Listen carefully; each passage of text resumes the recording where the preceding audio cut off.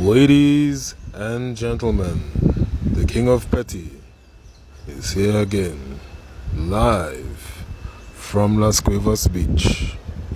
Big ups to the one, the only, Kumachi, the man of the people. This is One Piece, episode 1130 review. Absolutely beautiful. For those who are not into One Piece or don't know what One Piece is, this is a bit of disclaimer information or background information. Bartholomew Kuma, first introduced as one of the 7 warlords of the sea, the most dangerous pirates at the time. Kuma was not just strong, but fearsome, with an almost undefeatable power, the pawpaw fruit, able to transfer pain, energy, or send others flying millions of miles away, or perhaps thousands.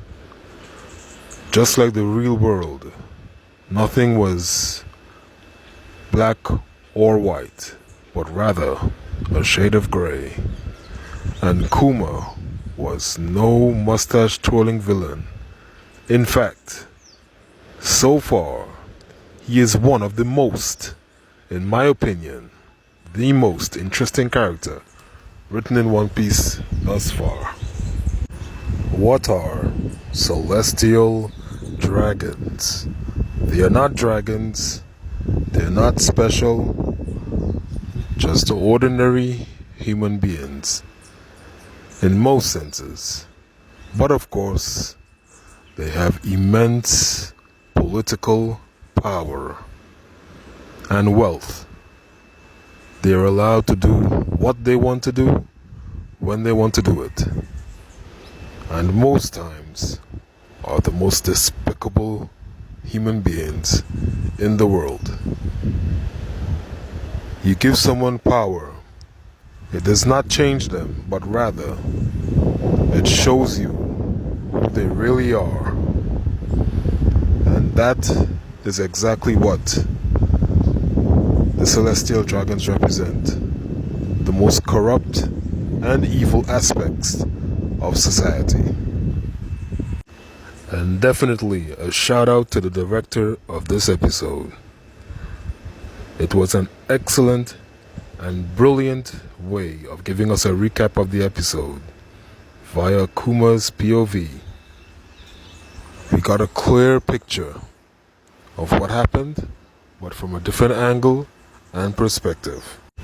From an early age, Kuma learned the Buccaneer people were targeted just for being born due to some past mishap or mistakes or actions of past Buccaneers. All Buccaneers were cursed and branded as criminals worthy of death.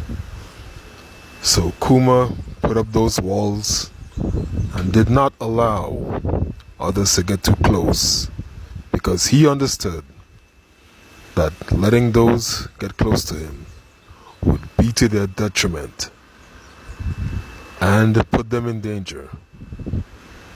That was one of the lessons he learned from his childhood, what he saw his mother and father go through.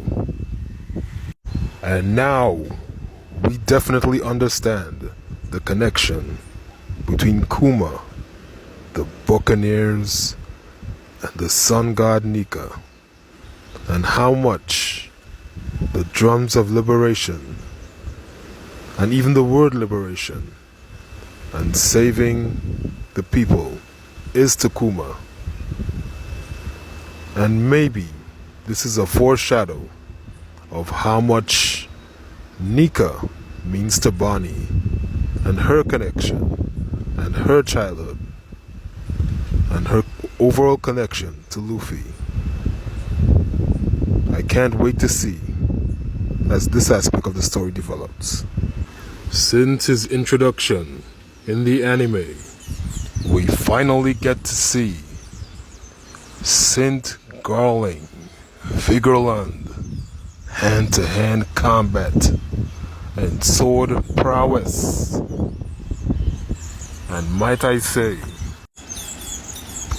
we finally get to see a glimpse of St. Garling Figureland's combat prowess, and also a glimpse of the early days of the Holy Knights. And might I say, he looks like a bad mother. Shut your mouth. The sick thing about the Celestial Dragons game is that there is no escape. There is no hope. Only death and destruction. But why? Why would they give the people hope? And our man Ivan answered that question. They give the people a way out. They give the people hope. Only because it is no fun hunting those who have given up, who have given into despair, and who are just sitting, waiting to be shot. These sick individuals, my God, it makes me wonder, were there people like this in history, or even now, in present day, in the real world? And if so, my God. And of course, we have to speak about our girl Guinea, and how endearing, adorable, and at the same time, badass, at such a young age, to have such an impressive resume, wiretapping, espionage, and overall spy work and collection of information. That is a dangerous individual in the making. Ladies and gentlemen, we have a future spy or assassin, or better yet, a revolutionary in the future in the making. Our girl Guinea is a boss. I enjoyed the confrontation between Ivankov, Big Mom, and Kuma. Squared off, way out of their league, but somehow the youths held their own. The moment when Ivan said to eat the fruit, Kuma, I too was screaming at the screen, eat the damn fruit. And gladly he did. And the moment he did, a legend was born. Ladies and gentlemen, by far the best part of the episode was the entrance of the big names, Garp, Rock's Pirates, and of course, Gol D. Roger. The bosses have arrived, and shit is about to go crazy. Excuse my language. Honestly, I think we could have gotten 8 episodes of the full fight between these 3 powerhouses. And of course, I would have loved to see Kuma freeing over 500 slaves. And the rule of storytelling I learned from a great actor was show, don't tell. And it would have been even more impactful if you could have seen some detail in what Kuma did for those people and how he handled himself amidst the chaos. That would have been most impressive. In fact, I would go as far as to say a 3-hour epic God Valley movie would have been amazing. But I'm still thankful for what we got, And it was indeed a treat for those of us who have been waiting years to see anything related to God Valley being revealed. And slight spoiler, those two prizes are not the only prizes that are relevant to the story. The pawpaw fruit and the fish mythical model, the dragon fruit that was eaten by the late Kaido. As amazing as those two are, there was another prize that will soon be revealed, coming soon. And now, without a doubt, we can say that the 5 elders, the Gorosei, are the true villains of the story. Even worse than the celestial dragons, who, for all purposes of this story, are basically idiots and were indoctrinated and raised the wrong way. But the Gorosei have been alive for so long, and yet they show no remorse or care for the common human being.